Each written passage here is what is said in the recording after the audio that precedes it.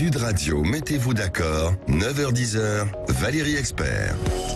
Bonjour à toutes et à tous. Nous allons tenter de nous mettre d'accord aujourd'hui, ce qui n'est pas toujours évident quand Sophie de Menton est là. Au contraire, non, Sophie.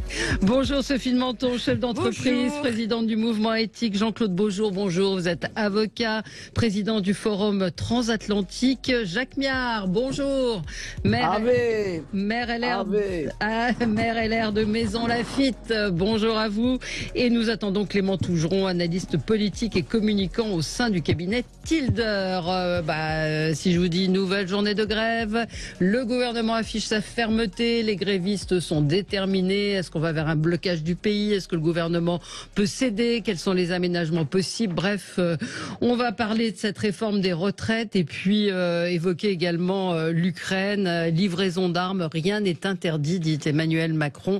On y reviendra avec vous. Commençons avec vos coups de cœur, vos coups de gueule. Essayons de parler peut-être un petit peu d'autres choses et d'autres sujets. Jean-Claude, on va commencer avec vous. Jean-Claude Beaujour. Oui, mon agacement aujourd'hui, parce que je voudrais quand même attirer l'attention sur le fait qu'un certain nombre d'acteurs économiques ne jouent pas le jeu.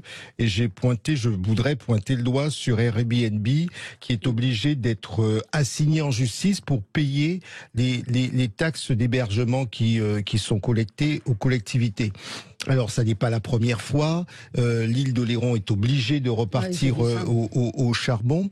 Et pour moi, il y a un double enjeu. Tout d'abord, l'enjeu purement économique, qu'une collectivité soit obligée d'assigner un acteur pour pouvoir payer ses taxes, ça n'est pas normal, d'autant que l'entreprise est en croissance, elle n'est pas en difficulté, et que c'est du produit pour que cette même collectivité assure un service, qu'elle assure sa mission de service public. Et pour moi, c'est important. Le deuxième élément, surtout dans le contexte actuel, vous voyez, nos concitoyens sont, et c'est normal, exaspérés par un certain nombre d'entreprises qui n'assument pas le rôle normal. Ce ne sont pas toutes, elles sont mineures, minoritaires, mais en tout état de cause, ça envoie un mauvais message, et je pense qu'il faut rappeler un certain nombre d'entreprises, surtout par exemple celle-là. Moi, je trouve que ça n'est pas normal, puisqu'elle dit effectivement qu'il y a eu de la croissance de son activité, et ça n'est pas normal. Donc c'est vrai que c'est un devoir citoyen. Nous avons tous un devoir citoyen. Justement, aujourd'hui, si on veut refaire société,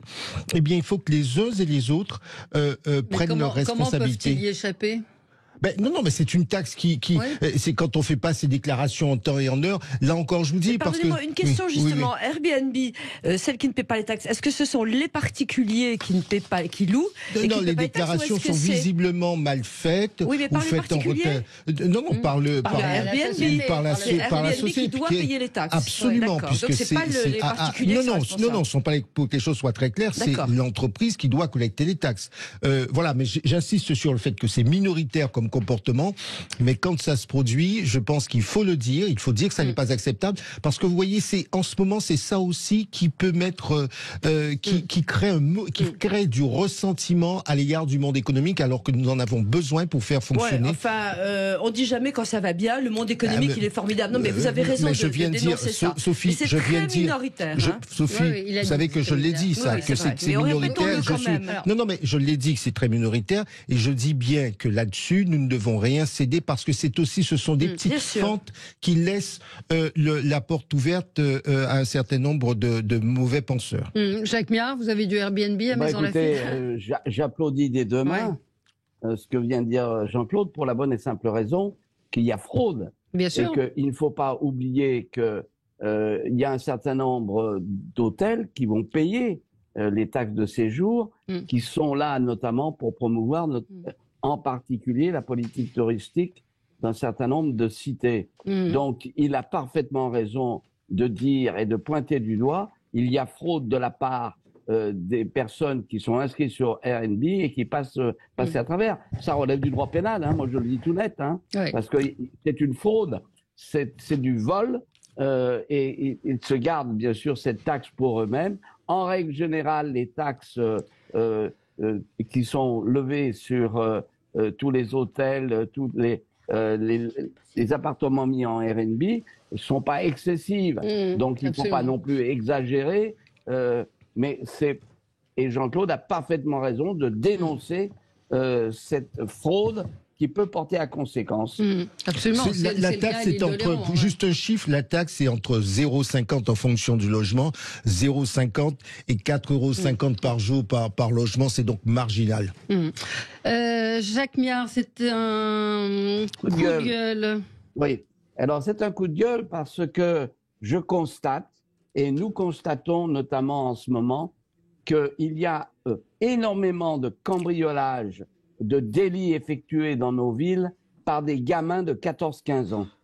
Et donc, ce sont en règle générale des mineurs, dits mineurs isolés, qui sont bien évidemment arrêtés parfois et relâchés. Il n'y a pas un traitement correct de cette nouvelle délinquance qui devrait faire l'objet, je le dis comme je le pense, d'un internement dans des unités spécialisées. Maison de redressement. Maison de redressement. Il n'y a pas. Oui, mais c'était bien. Non, mais, oui, mais Attends, Sophie, je termine. Oui. Je cite souvent ici ce que Braque de la Perrière avait fait pour jeunes en équipe de travail, dans je dirais, des formations extrêmement encadrées, comment pourrais-je, disciplinées, et où on pouvait réintégrer ces enfants en leur apprenant un certain nombre de choses. J'ajoute aussi qu'il y a un problème d'expulsion, parce que c'est bien gentil de nous dire ce sont des mineurs isolés, on ne peut pas les expulser. En réalité, ils sont parfois en cheville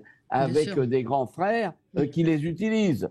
Donc, on est vraiment en déni de justice, et ça risque de mal se terminer. Pourquoi ? Parce que nos concitoyens, il y a un moment, vont dire ça suffit. Et donc, il va y avoir des drames. Mais c'est tout ce système-là qui est à revoir. Enfin, pour connaître un tout petit peu de loin, mais le connaître un petit peu la question, ces mineurs migrants isolés sont logés dans des hôtels à Paris, en ce qui concerne Paris, à très grands frais. Ça coûte extrêmement cher à l'État. Il y a des marchands de sommeil ou des hôtels qui sont assez corrects, mais qui touchent énormément d'argent pour loger ces mineurs. Beaucoup d'entre eux sont toxicomanes et il ne se passe rien. Il y a de la délinquance, effectivement, vous le disiez. Et il y a une certaine forme d'impunité, mais l'impunité, elle ne concerne pas que les mineurs. Hein. J'ai un ami restaurateur qui c'était il y a quelques mois, vu quelqu'un agresser une femme qui prenait de l'argent au distributeur. Il est intervenu, il l'a arrêté, il a appelé la police. Le type a été arrêté. Le lendemain, il l'a vu devant son restaurant, lui faire un petit coucou de la main. Donc, est-ce que c'est normal? C'est ce que nous a raconté Caroline Valentin, qui vient ici régulièrement, qui s'est fait agresser au bas de son immeuble par un SDF. 3 jours après, il la narguait devant chez elle. Alors, Valérie, on n'a pas de place de prison. L'Europe nous accuse effectivement d'avoir une maltraitance en fait en prison. On n'a pas de place. C'est une réalité. Et non, mais je partage complètement la désespérance devant cette impunité.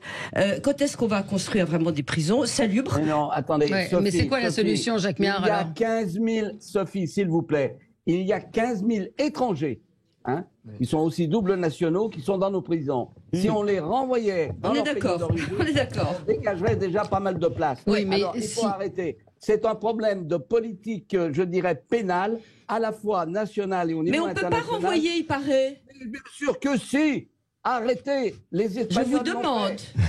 Les Espagnols l'ont fait. Donc c'est une question de volonté politique. C'est ainsi que, effectivement, Darmanin s'est cassé les dents parce que lorsqu'il s'est allé en Algérie, ça a été le marchandage. Vous ne me reprenez pas, vous ne reprenez pas vos nationaux, très bien, parce qu'on va vous acheter du gaz. Il y a un moment, je suis désolé, la politique pénale, la cohésion de la cité doit être cohérente et on ne doit pas simplement faire entrer des facteurs qui ne sont pas à la source de la délinquance. Pardon, Jacques Miard, mais c'est quoi la solution? Vous dénoncez, vous dites qu'il y a des cambriolages faits par des gamins de 14, enfin des délinquants de 14 ans. La solution, c'est de les regrouper, comme vous l'avez dit déjà, dans des unités qui peuvent être des unités extrêmement fermes et disciplinées. Qui n'existent pas, donc. Et deuxièmement, d'organiser le retour de ces gamins et de contrôler nos frontières. Parce que nous on n'a même pas leur identité souvent.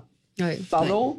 Il paraît que souvent on n'a même pas leur identité, ils ont ni leur âge. Ni leur âge, et on ne sait pas à qui les renvoyer. Mais alors vous faites quoi à Maison Lafitte? Il se passe quoi quand les commissariats... il se passe qu'il y a des cambriolages, et que les policiers les arrêtent parfois, et puis que le lendemain, comme vous l'avez dit, coucou, on est là. On a même eu un Tunisien qui était un adulte, qui avait été expulsé de France, renvoyé en Tunisie. 15 jours après, il était à nouveau en France. Mais on marche sur la tête. Ça veut dire que le système, il n'y a pas de contrôle aux frontières et il n'y a pas d'efficacité correcte. Voilà. Donc ça ne peut pas continuer parce que ça va mal se terminer. Clément Tougeron nous a rejoint, analyste politique communicant au sein du cabinet Tilder. Bonjour Valérie. Bonjour, oui.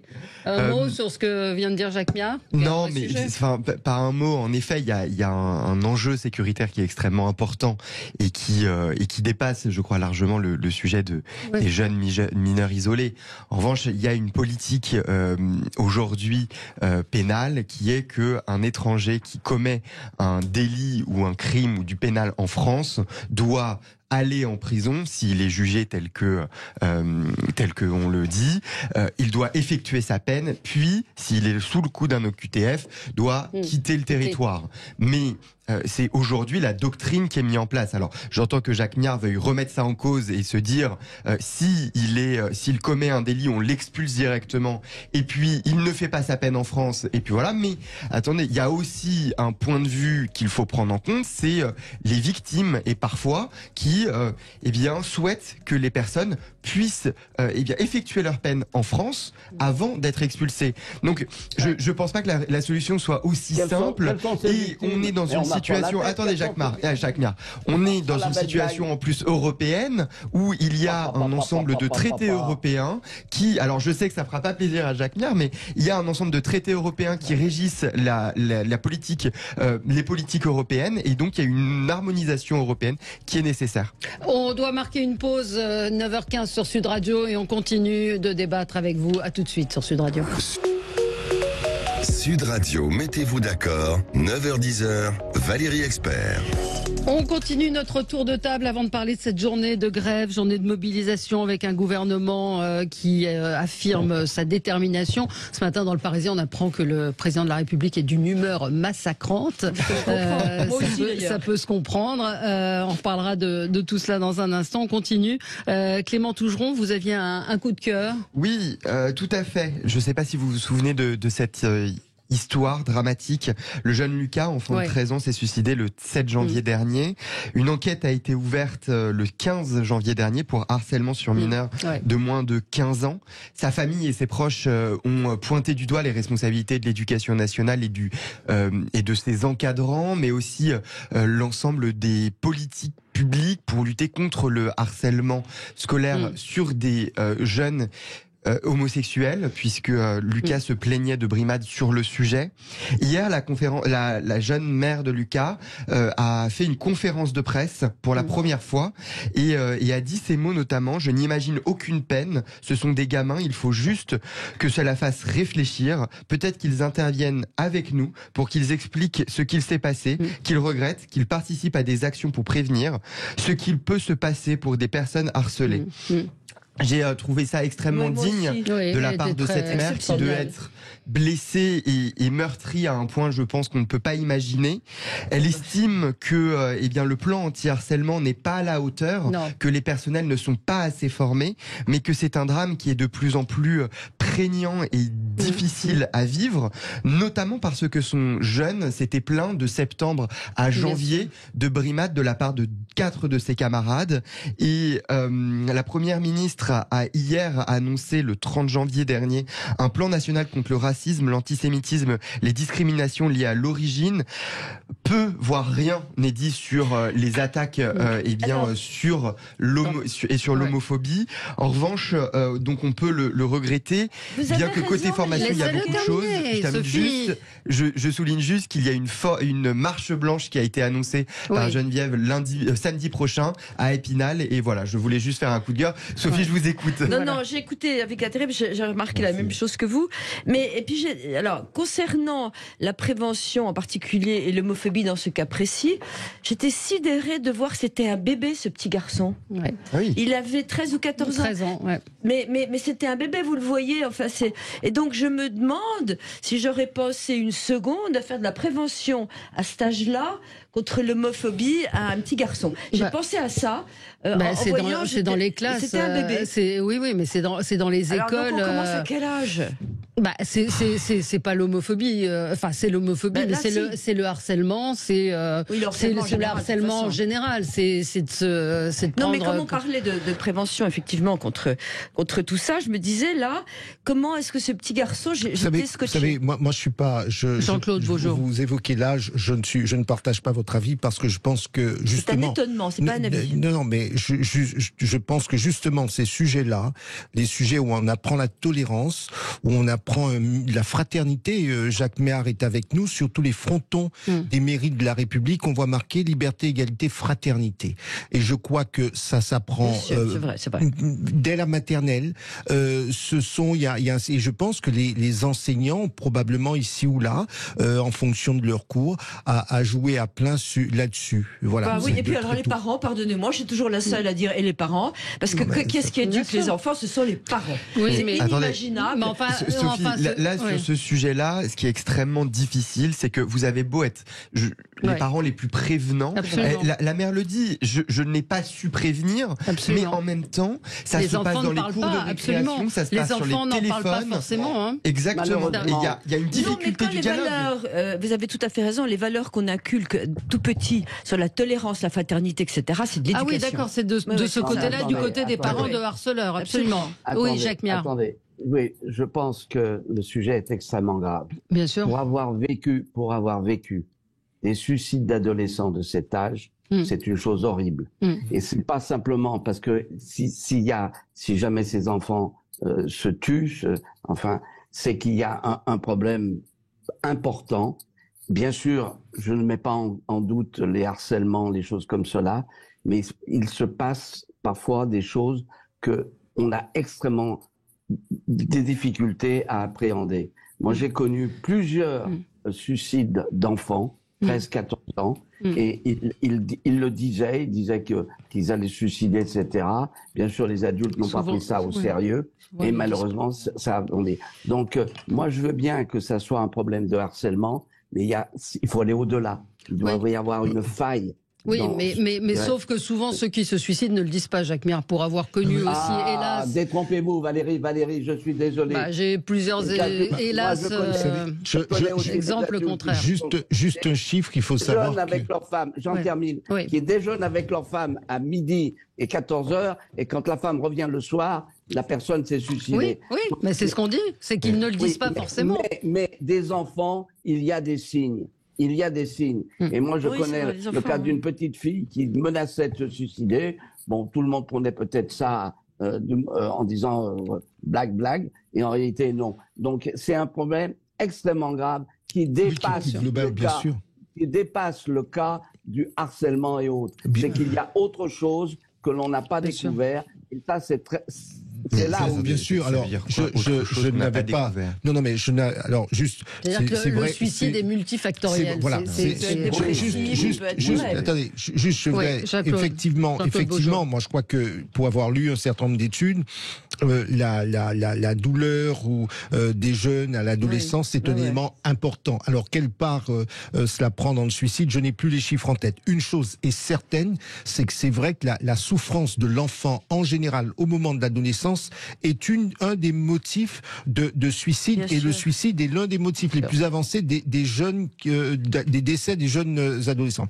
Cela étant, l'idée n'était pas de dire qu'il n'y a pas de multifactorialité, mais qu'en revanche, sur ce côté éducation, ce que peuvent faire à un moment donné, parce que c'est chacun qui apporte sa contribution, et ce que peuvent faire notamment les enseignants vis-à-vis des harceleurs, vis-à-vis de ceux de jeunes finalement, d'autres très jeunes, qui concourent à un moment donné à quelque chose qui est dramatique. C'était un petit peu cela, mais il est certain, c'est le sujet du suicide des enfants est un sujet beaucoup plus global et du mal-être en général de l'enfant. Il y a un mal-être évident quand on est jeune pour plein de raisons, mais de dire il faut aller plus loin que le harcèlement, non. Je crois que là c'est très clair. Je crois qu'il y a quand même il y a un ensemble de facteurs, bien entendu, je l'entends. En revanche, quand vous avez un enfant qui est harcelé matin, midi et soir, alors oui, peut-être qu'il vit dans une famille défavorisée. Oui, peut-être mais lorsque il y a un enfant qui est agressé sexuellement, lorsqu'il y a un enfant qui est harcelé et qui se suicide, je pense qu'il est assez Clément, difficile de dire il faut aller voir un petit peu plus loin. Clément, je viens de dire non, Clément, pour qu'on soit bien d'accord, je pense que tous autour nous avons dit il faut lutter d'ailleurs contre toute forme de discrimination, de ce qui sont des délits. Il faut le rappeler à nos jeunes concitoyens, c'est interdit par la loi, que ce soit le harcèlement, que ce soit la discrimination sur toute forme, c'est un délit. Et donc tout comme le vol, c'est interdit. Après, oui, c'est vrai que le sujet de la souffrance des adolescents, parce que là on parle de politique de santé, doit être de plus en plus pris en compte. On va passer à un autre sujet. Je peux faire un petit coup de cœur très iconoclaste et qui va me valoir certainement des insultes, mais bravo à LVMH qui, grâce à son mécénat, nous a permis d'accueillir au musée d'Orsay un magnifique tableau de Caillebotte, sublime. Alors ça sert aussi à ça. Les riches, vous allez me dire oui, mais alors j'entends les ils auraient pu le donner pour la réforme des retraites, nanana. Mais vous avez raison de dire ça parce qu'il se trouve que le sujet favori, c'est LVMH. On a le malheur d'avoir la plus belle boîte au monde pratiquement, et on a le malheur d'avoir un patron français qui de temps en temps, ça dépend du cours de bourse, est le plus riche du monde. Donc vous vous rendez compte ? Je veux dire, on finit en place de grève. Et donc ça suffit. Donc il faut faire des coups de cœur pour ce tableau est absolument magnifique, et c'est vrai que grâce au mécénat, alors il y a des déductions fiscales, tout ce que vous voulez, mais et puis les impôts, les retraites, les impôts d'LVMH. Mais alors attendez, là juste une chose sur l'histoire des déductions fiscales. Moi, je pense qu'il faut qu'on arrête en France. Bien sûr. Les déductions fiscales sont des mesures qui sont prises sur la base de textes législatifs. Absolument. Donc, il n'y a pas d'irrégularité. Moi, je fais la distinction et je viens de le dire. Vous avez vu quelle est ma position. Je lutte et je dénonce la fraude fiscale. Mais en revanche, lorsque le législateur suivant en cela les propositions du gouvernement, met en place une politique fiscale, il n'y a rien de malhonnête d'en profiter. Je pense qu'il faut savoir faire la différence entre la fraude fiscale qui doit être sanctionnée et l'optimisation fiscale, qui sont des mécanismes. L'optimisation est aussi, pardonnez-moi, j'insiste, le mot optimiser est positif. Un chef d'entreprise, il a un devoir, c'est d'optimiser. Or, l'optimisation fiscale est considérée comme un délit. Mais nous ne le faisons. LVMH, chacun d'entre nous. Comme vous le disiez, LVMH est sous le feu des projecteurs depuis quelques jours, notamment avec Jean-Luc Mélenchon qui a dit les riches sont les raisons de la pauvreté des pauvres. Et finalement, LVMH donc est très ciblé. Et depuis quelques jours, ils ont mis en place une nouvelle campagne dans les journaux. Je ne sais pas si vous l'avez vu, en disant que c'était créateur de 40 000 emplois, qu'ils ont payé plus de 13 milliards d'impôts en 10 ans, et en rappelant tous ces chiffres de créateurs de richesse de la part d'LVMH. Et puis je lisais en tweet, puisque j'étais dans les bouchons pour venir avec grâce à Anne Hidalgo, mais je disais que je regardais donc un tweet et un député de gauche qui disait le patrimoine financier de Bernard Arnault est à 211 ou 213 milliards, je sais plus, et il disait si on réquisitionnait sa fortune, eh bien ça permettrait de payer, je crois, 15 années. C'est ça, récupérer sa fortune égale 15 ans de financement de notre régime de retraite. Et alors ce monsieur que je ne connaissais pas, écoutez, s'appelle Adrien Clouet, et alors sa petite biographie, c'est sociologue député. Sociologue député, donc ça, j'avoue que c'est un truc assez dingue. Il faut rappeler que Bernard Arnault, ce sont des actions qu'il a, ce sont des participations, et il n'a pas de l'argent. Je ne pensais pas vous emmener aussi loin. On doit marquer une pause parce que nous aussi on doit faire rentrer un peu d'argent. Mais Jacques Mér, je vous donnerai la parole après. À tout de suite. Sud Radio, mettez-vous d'accord, 9h-10h, Valérie Expert. Avec vous sur Sud Radio, on continue, nous allons parler de la réforme des retraites. Vous voulez dire un mot, Jacques Mér, sur notre débat précédent ou pas ?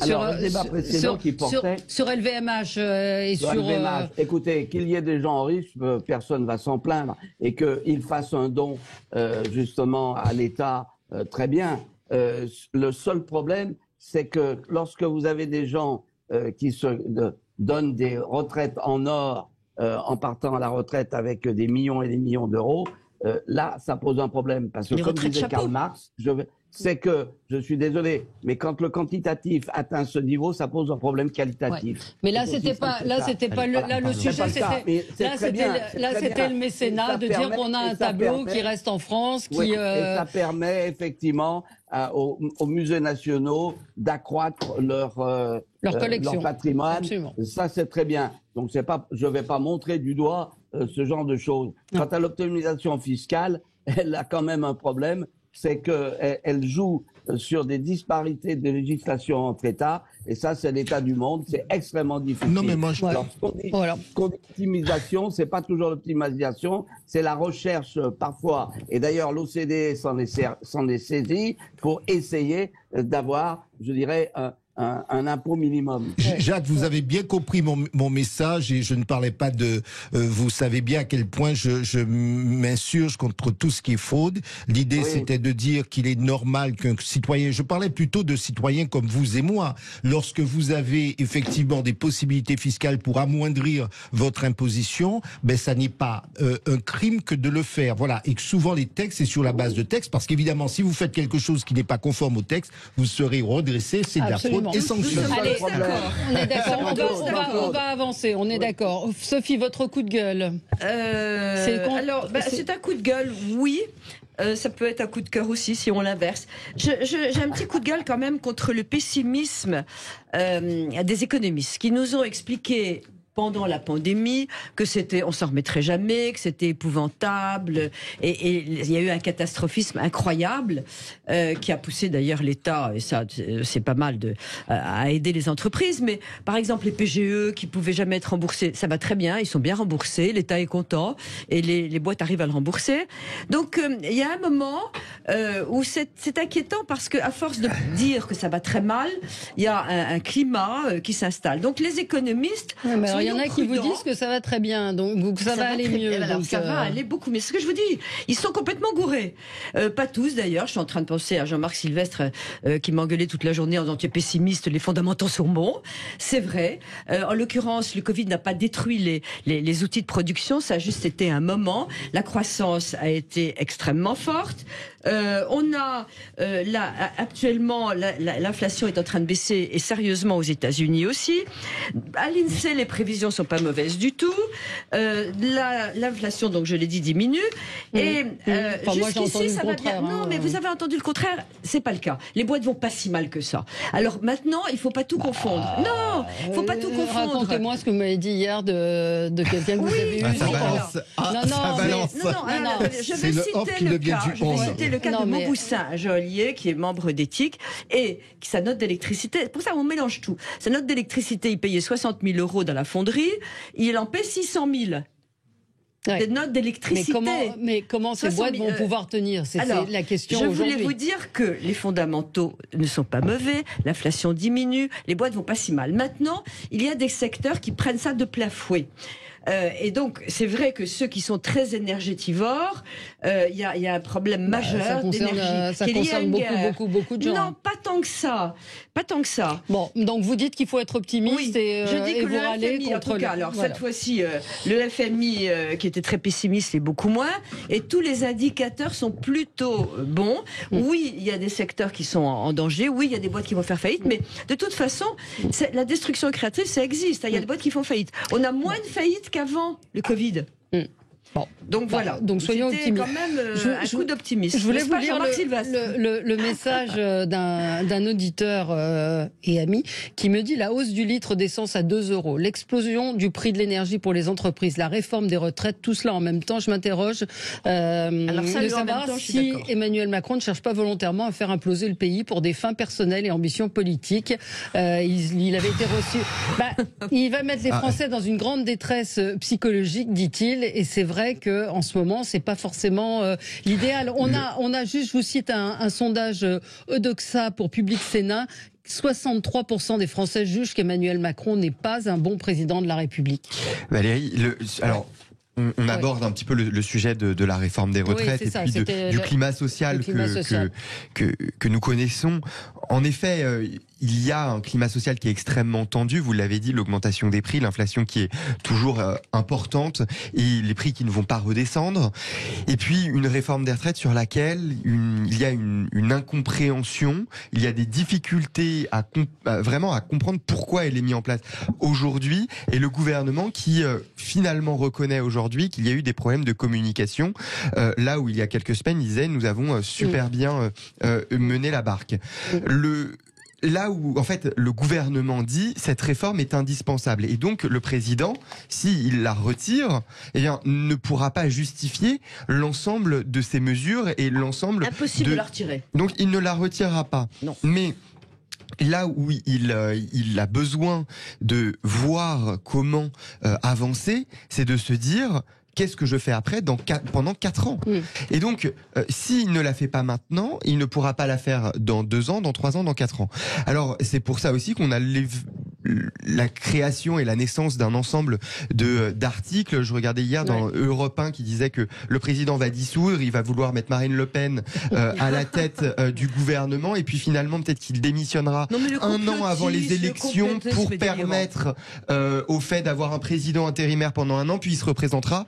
Je crois qu'à un moment, le président, il a sa ligne de mire, et c'est de faire passer cette réforme des retraites. Qu'on soit pour ou contre, c'est un débat démocratique, et je crois que là, c'est aux parlementaires de le faire, avec en même temps un mouvement social qui est extrêmement important et qu'il faut entendre. En même temps, Jacques Méhard. Oui, bah écoutez, qu'il y ait un problème de calendrier, c'est évident. Mais là où il y a un problème, où je dirais la fenêtre de tir est venue alors que s'accumule tout un tas de difficultés, je crois que c'est une faute. Ouais. C'est aussi simple que ça. On ne peut pas se permettre de lancer un débat qui est certainement nécessaire à un moment où on a de l'inflation, on a une guerre, on a l'envolée des fluides. Je peux vous dire que l'envolée des prix des fluides, ça va faire du dégât, hein, Sophie. Je dois dire que je comprends votre réflexion. Je dois dire et donc, vraiment... il était clair qu'on pouvait peut-être attendre un peu pour faire cette réforme en se disant que la fenêtre de tir n'est pas opportune aujourd'hui. La fenêtre de tir, c'est la pire qu'on ait eue. Mais attendre quoi? Mais attendre, oui, parce qu'après, vous allez avoir les sénatoriales, vous allez avoir... Allez-y. On se calme, Sophie. Allez-y. Vous avez dépassé l'âge des primes sautées. Bon, c'est pas élégant, c'est pas élégant. Okay, j'ai passé l'âge de quoi, cher monsieur? De primes sautées. Oh, non, mais je suis désolé. Écoutez un instant. Ouais. Allez-y. Il est évident qu'on pouvait attendre peut-être même 1 année, et ça n'en... Là, si l'espace était un peu plus clair, si la situation politique était un peu plus claire, c'eût été intelligent. Il n'a pas voulu le faire parce que c'est moi Jupiter, et ben il risque d'aller dans le mur. C'est la sagesse d'un vieux monsieur.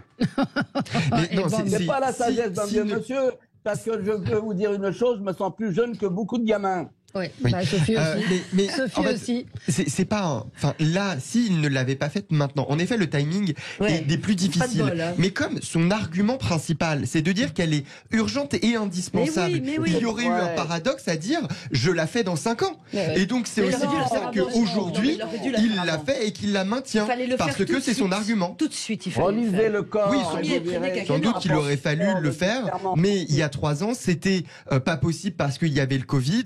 Et donc, il a dit j'attends. Mais comme il est aujourd'hui. C'était bien, on pouvait pas manifester avec le Covid.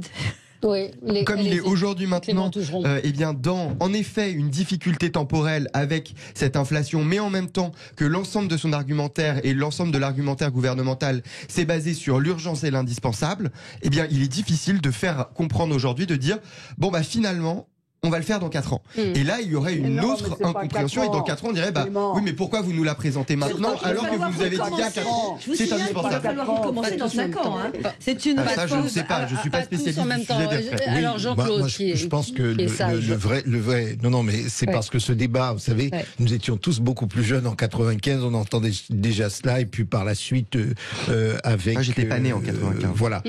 Donc, vous voyez, on a un peu d'expérience.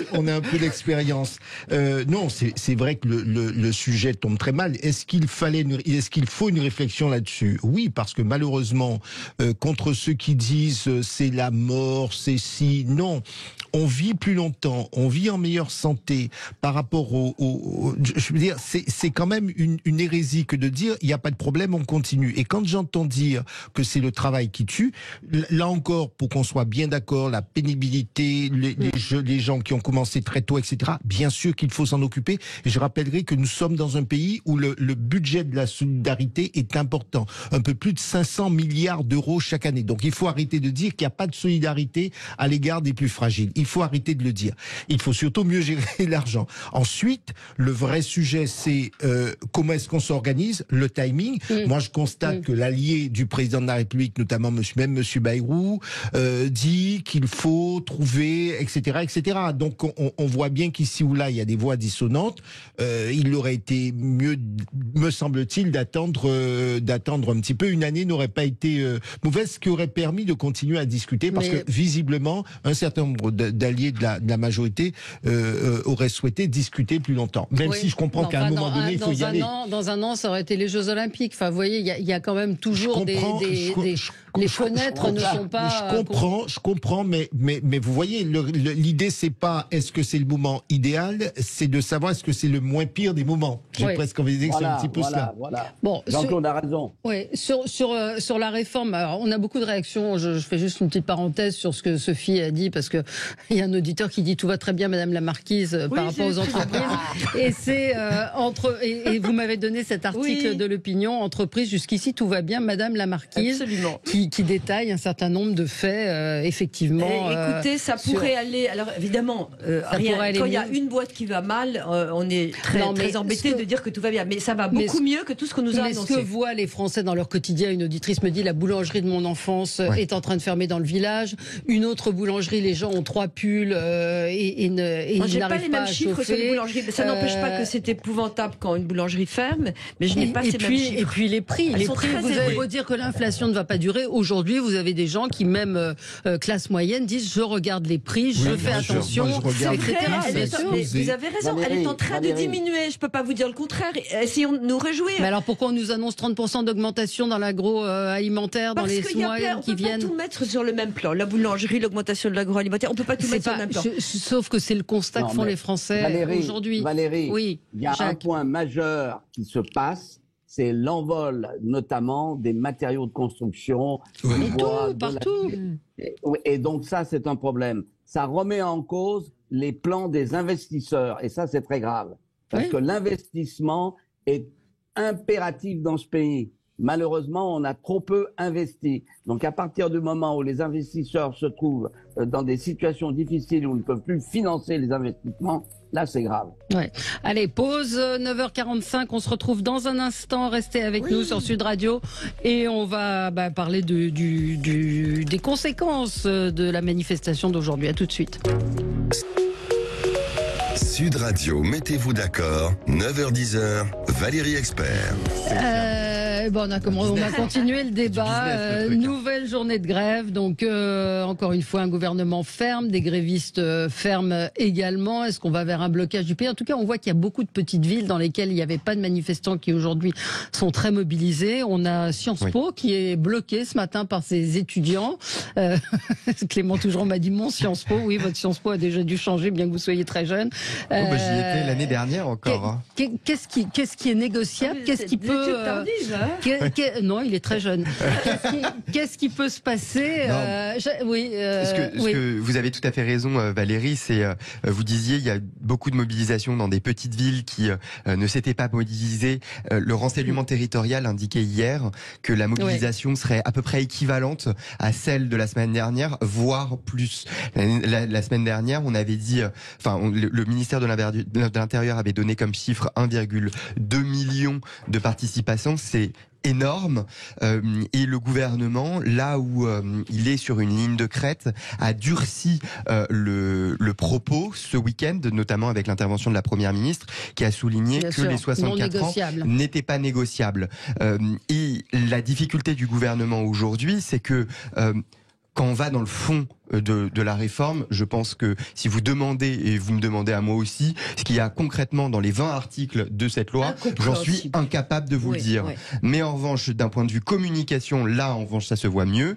Les oppositions se font une joie, notamment le Rassemblement national, qui disent, regardez, les élus de gauche ne font pas une opposition réelle parce qu'ils ont voté pour Emmanuel Macron. Donc, en fait, ils se singularisent. L'équipe de gauche dit, nous sommes dans la rue, nous sommes de la part du peuple. Et donc, le gouvernement est pris en étau, là où il a très peu de relais, parce que la première ministre a pris le sujet à bras-le-corps, parce qu'elle était avant ministre du Travail, qu'elle connaît très bien le sujet. Elle est allée devant. Et puis, il n'y a que 5 ministres qui ont été autorisés à parler sur le sujet. C'est Bruno Le Maire, Gabriel Attal, Gérald Darmanin, le ministre Franck Riester, qui était pas terrible, il était sorti du jeu.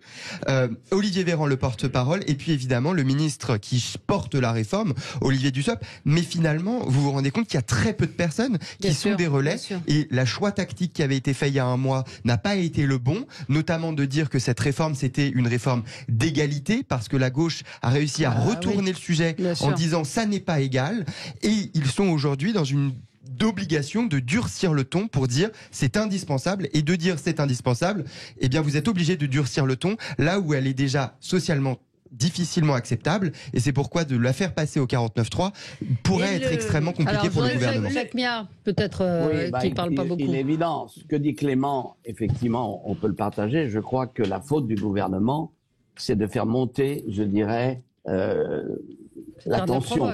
Parce que, je ne sais pas si c'est de la provoque ou de l'inconscience. Hein, parce que aujourd'hui, dire, comme l'a dit la première ministre, et que l'a dit hier en Hollande le président de la République, c'est véritablement faire monter la tension, et en disant c'est comme ça et pas autrement. Donc ça risque de mal tourner.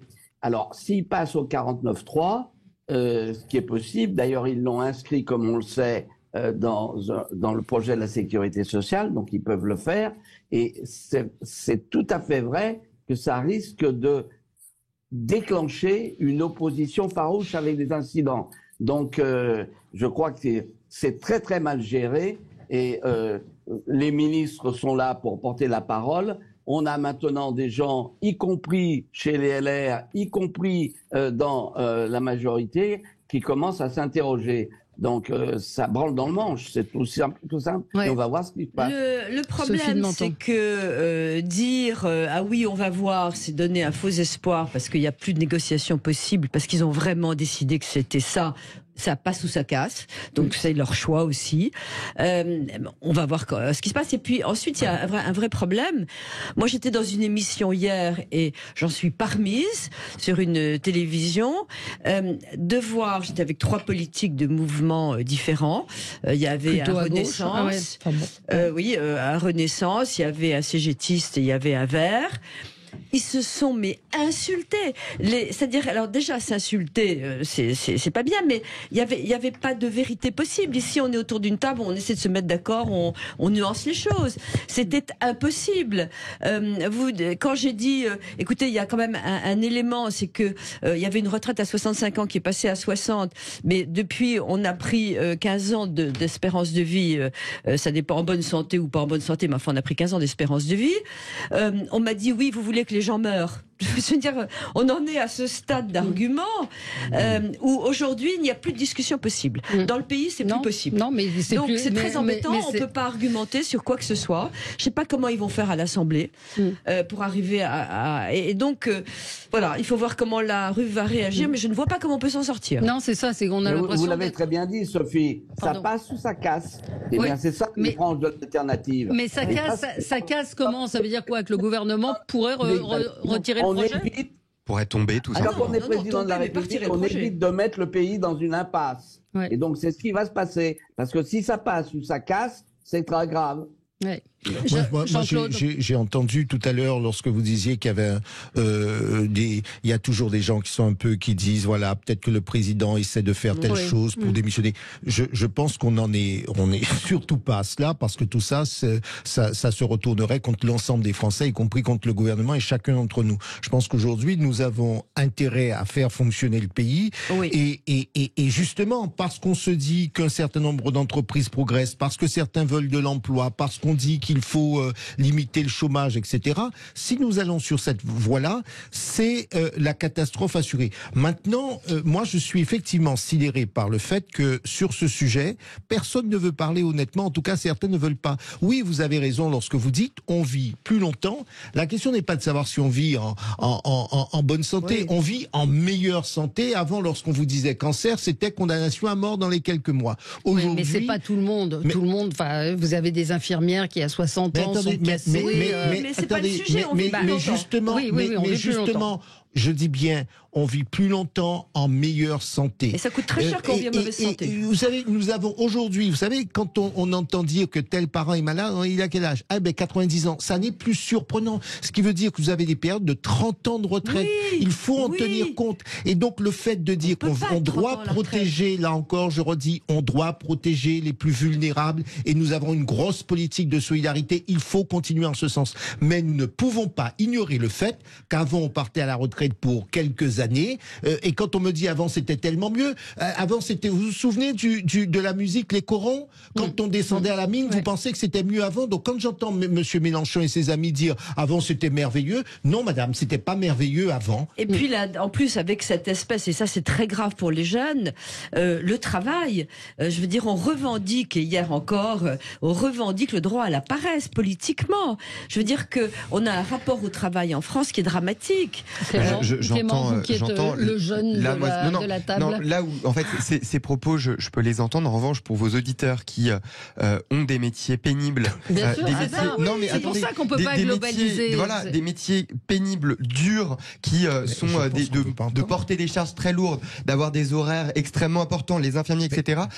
Je vous dis juste que le discours que vous venez de porter n'est pas entendable. Et j'entends Clément, vous n'avez pas entendu ce que j'ai dit. Les personnes qui peuvent entendre ça se sentent extrêmement blessés par des propos en disant tout simplement oui mais moi je ne connais pas cette réalité, parce que quand j'arrive à 60 ans je ne peux plus manger, je ne peux pas laisser dire que je viens de dire nous avons une politique de solidarité de plus de 500 milliards par an. Je viens de dire qu'il faut protéger les plus vulnérables, il faut protéger. Je ne suis pas en train de dire que vous ne voulez pas le faire. Attendez, mais c'est pas vous ne voulez pas le faire. Si vous me dites que ce discours n'est pas audible, ça veut dire qu'en réalité, on ne veut rien entendre. Au motif pris qu'il y a des gens qui souffrent, on ne veut pas prendre en compte le fait... Jean-Claude, non mais attendez, il y a quand même un problème. Que c'est pas entendable pour les gens. Un dernier mot, Jacques Miard. Oui, alors, juste un point. Il faut se placer, je dirais, à la date de ce jour. Ce qui se passera dans les années qui viennent, on verra. Mais aujourd'hui, la faute du gouvernement, la faute des propos du président de la République et de la Première ministre, c'est qu'ils ont fait monter la tension. Donc ça, c'est une erreur, parce que ça va effectivement cristalliser les oppositions et que ce n'est pas comme cela qu'on gouverne. Un président de la République, il est là effectivement pour prendre en compte l'ensemble des problèmes. Et quand il vitupère, c'est comme ça et pas autrement. C'est une faute. C'est pas génial. Mais on va pas, c'est fini. Mais le débat sur l'inflation, il est quand même là. Un auditeur me dit, mon garagiste augmente de 20 euros l'heure de main d'œuvre. Quand l'inflation va baisser, il y aura toujours les 20 euros en plus. Tous ces prix vont rester très hauts. C'est fini. C'est fini. C'est fini. Censure. C'est fini. C'est moi qui ai le mot de la fin. Merci à tous les quatre. Et on se retrouve dans un instant pour l'émission Média. Merci pour votre invitation. Sud Radio.